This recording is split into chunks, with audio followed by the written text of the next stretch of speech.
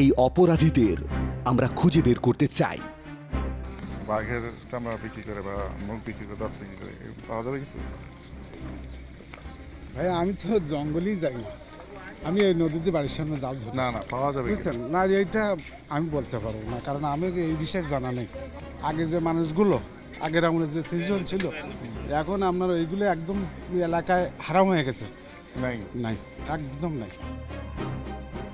এভাবে গণমাধ্যম কর্মীর পরিচয়ে ঘুরে অপরাধীদের কোনো তথ্য পাওয়াই গেল না।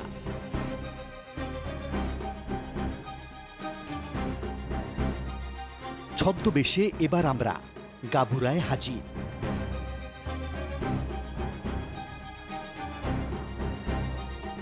দিনের পর দিন সাধারণ জেলেদের সাথে মিশে আমরা তথ্য সংগ্রহ করতে থাকি।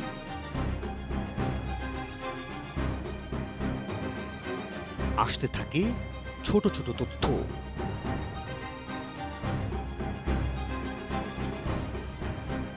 একদিন পর একটা তথ্য পেয়ে গাবুরার ৯ নম্বর ওয়ার্ডে টিম 360 ডিগ্রি।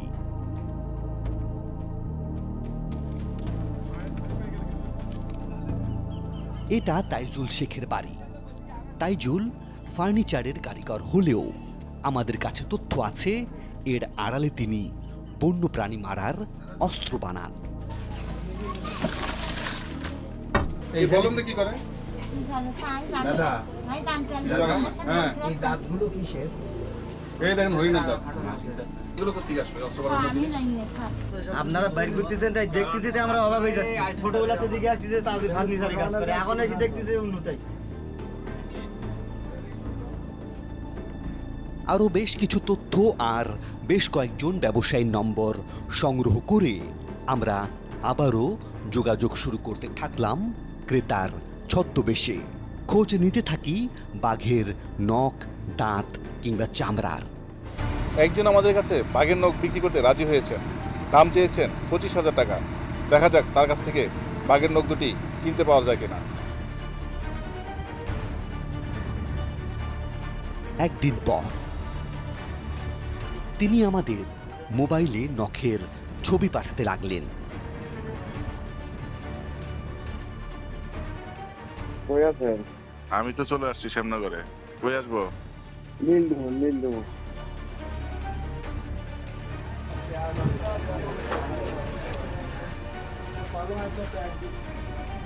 এই ব্যক্তির নাম শরীফ। সবাই চেনে ডাক্তার শরীফ নামে। বের করে দিলেন দুটি বাঘের নখ।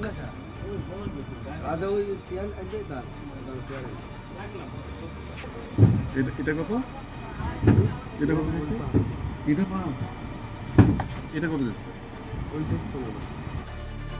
কিন্তু আমরা তো বাঘের নখ কিনতে আসিনি। আমরা প্রমাণ করতে এসেছি টাকা দিলেই এই সুন্দরবন এলাকায় বাঘের সবকিছুই কিনতে পাওয়া যায়। এবার আরো একজন ব্যবসায়ীর ফোন। নখ আছে কয়টা? 10টার কথা বলছিলাম। ওর বাড়িটা কোথায়? বাড়ি হলো নদী পাড়ে গাবুর আছে। কত করে চাই ও? নখ 2,500 টাকা করে চাইছে। 2,500 করে 10টা 25,000 টাকা। জি দাঁতের পর এবার বাঘের হাড় একজন দিতে চান। হাড় আছে 8 কেজি ওনার কাছে। উনি আমাদের এলাকায় আসতে চাচ্ছে না, যাওয়া লাগবে হলো গাবুরায়। কত যাচ্ছে? কত যাচ্ছে? ওই 8 এলাকা আপনার হাড় ছিল 6,000 টাকা করে কেজি। এবার গাবুরার এক বাড়িতে সরাসরি গিয়ে দরদাম করতে থাকলাম দাঁত আর নখের। এগুলো কত করে ভাই? 20,000 টাকা করে। 20,000? আর আছে? তিনটা কত পড়বে? 60,000 টাকা। 60,000? তুই তার একটু কম 10,000 টাকা দেওয়া ভাই? না আমরা আরো অনেক দামে বিক্রি করি তো। এবার এমন একজন শিকারীর সন্ধান পেয়েছি যার নাম শুনলেই নড়ে চড়ে বসে বন বিভাগ। বাঘের চামড়া কিনবো এমন কথাবার্তা চলছে সেই বাঘ শিকারীর সাথে। মালঞ্চ নদী হয়ে তিনি আমাদের গভীর জঙ্গলের দিকে যেতে বললেন, কিন্তু কোথাও তার দেখা মিলছে না। আচ্ছা ঠিক আছে, আমি চলে আসতেছি। যে ব্যক্তির সাথে কথা বললাম তিনি আমাদের 10 দিন ধরে ঘুরিয়েছেন। আজও তিনি কথা দিয়েছেন দেখা করবেন। দেখা যাক আজ তার দেখা পাওয়া যায় কিনা।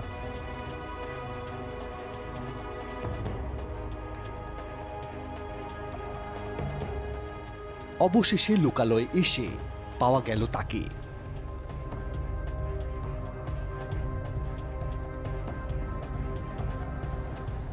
আমাদের সাথে থাকা দুজন স্থানীয় বাসিন্দা এই বাঘ শিকারের সাথে দরদাম শুরু করলেন। সে আমারে বলেছে ভাই আমার এটার জন্যই 2 লাখ টাকা পুরো হাড়ের সেট কত বেছে শোনে 1,20,000 আর এরা তো পয়সা করে চাচ্ছে তা দেখেন কত কি করতে পারে। বাঘের চামড়া দেওয়ার আশ্বাস দিয়েই তিনি নেমে গেলেন। তার কাছে একটি বাঘের চামড়া আছে, সেই ব্যাপারে আমরা নিশ্চিত হয়েছিলাম সেই শিকারীর কাছে যিনি আমাদের বনে নিয়ে গিয়েছিলেন। শফিকুল নামে যে লোকটা আছে, এর যে একটা আচর দেখলাম, এটা কিসের আচর? ওটা বাঘের আসল। বাঘের আচর? তো উনি তো বলতেছে যে এটা তার দায়ের কোপ পড়ছে। না না না, ওটা বাঘের আসল। তো আপনি কিভাবে জানেন বাঘের আচর? কারণ তো আমার সাথে ছিল, আমার লোক ছিল। আপনার লোক ছিল? এই বাঘ মারতে গেছিল? জি। পরে ফাঁদে বাদ ছিল, মানে ফাঁদে হ্যাঁ বাঁধার পরে ও ঝাপটি মেরে দিচ্ছিল। আপনি ধরতে চাইছিল? হ্যাঁ, মনমুড়ি গেছে, মারা গেছে। হ্যাঁ। এরপরে মনে করেন যে আসর দিছে, ওই বাঘটা থাবা দিছে। হ্যাঁ। ওই বাঘটা কি ধরতে পারছে শেষ পর্যন্ত? কোথায় আছে ওই বাঘটা এখন? ওই বাঘটা তো শফিকুল উনকার কাছে বিক্রি করিস কিনা, এটা পাইতে হবে না। অন্য কাছে বিক্রি করছে কি বলতে পারবেন না? এটা অ্যাকুরেট না, কিন্তু ওর কাছে আছে। ওর কাছে ওর কাছে আছে, ওর জিম্মায় আছে জিম্মায় আছে। বাঘের চামড়াটা। জি, চামড়া, নলি, দাঁত। যদি বাঘের চামড়া শফিকুলের জিম্মায় থাকে তাহলে সেটা আমাদের দেখতে পাবার সম্ভাবনা আছে। তবে শফিকুল কিন্তু শুরু থেকেই আমাদের প্রতিবেদকের গতিবিধি নজরদারিতে রেখেছেন। তিনিও কিন্তু নজরদারির বাইরে ছিলেন না। দেখা যাক শেষ পর্যন্ত কি পাওয়া যায়। ফিরছি আরও একটা বিরতির পর।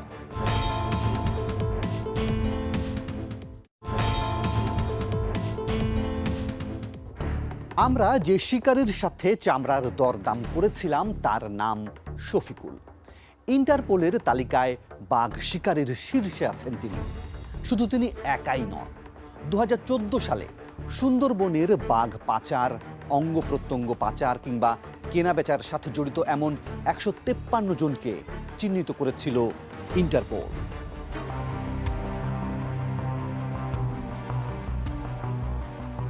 ইফতেখার মাহমুদ সিনিয়র সাংবাদিক, বাঘ পাচার নিয়ে অনেক প্রতিবেদন করেছেন। ইন্টারপোলের সেই 153 জনকে নিয়ে প্রতিবেদন করেছিলেন তিনি। বাঘ নিয়ে অনেক কিছু হচ্ছে, বাঘের চামড়া ধরা পড়ছে প্রতি বছর, হঠাৎ করে বাঘের হত্যা বেড়ে গেছে। তখন আমি এটা নিয়ে একটা সিরিয়াস ইনভেস্টিগেশন শুরু করি এবং আমি খবর পাই যে একটা খুবই শক্তিশালী চক্র এটার সাথে ইনভলভ।